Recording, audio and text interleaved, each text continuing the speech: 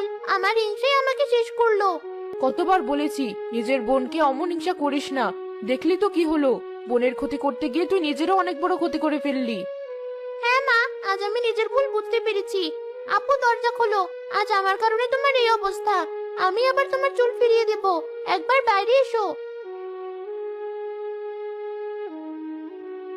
না সুমি, একবার তোকে বিশ্বাস করে ভুল করেছি, আর তোকে বিশ্বাস করতে চাই না।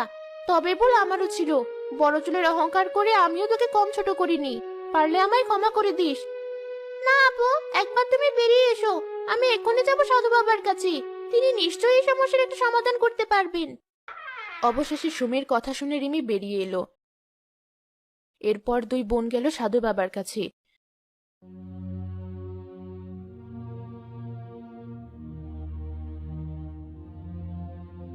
সবই তো শুনলেন বাবা, এবার বলুন কি করব আমরা, কি করে রক্ষা করব গ্রামবাসীকে ওই শাকচুন্নির হাত থেকে? সবই বুঝতে পারছি, ওই শাকচুন্নি কোনো সাধারণ শাকচুন্নি না। চুলের জন্য কষ্ট পেয়ে ও একদিন মরেছিল, তাই যারই লম্বা চুল দেখে তার চুলই কেড়ে নেয়। এ থেকে বাঁচার কি কোনো উপায় নেই বাবা? অবশ্যই আছে। সাধু বাবা চোখ বন্ধ করে মন্ত্র পড়তে লাগলো। সাথে সাথে তার হাতে লম্বা পটচুল আর এক বোতল তেল চলে আসলো। এই পরচুলাটা পরে নে, এটা পরলে কেউ বুঝতে পারবে না এটা তোদের আসল চুল নাকি নকল চুল।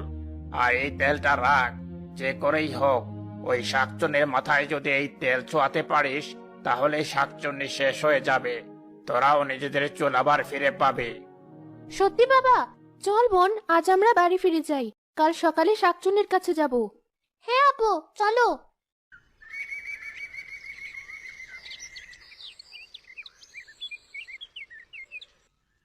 পরদিন সকালে দুই বোন পটচুল পরে তেল হাতে নিয়ে পৌঁছে গেল বটগাছের কাছে। তাদের এত লম্বা চুল দেখে শাকচুন্নিও চিন্তায় পড়ে গেল। এ আমি কি দেখছি? কালই না এই দুই বোনের চুল আমি কেড়ে নিলাম, আজই মাথা ভর্তি চুল কি করে হয়ে গেল? এই চুলও আমার চাই। আপু, এই তেলে সত্যি জাদু আছে, নইলে এক রাতে এত লম্বা চুল? হ্যাঁ বোন, আবারও যদি শাকচুন্নি আমাদের চুল কেড়ে নেয় তাতেও দুঃখ নেই।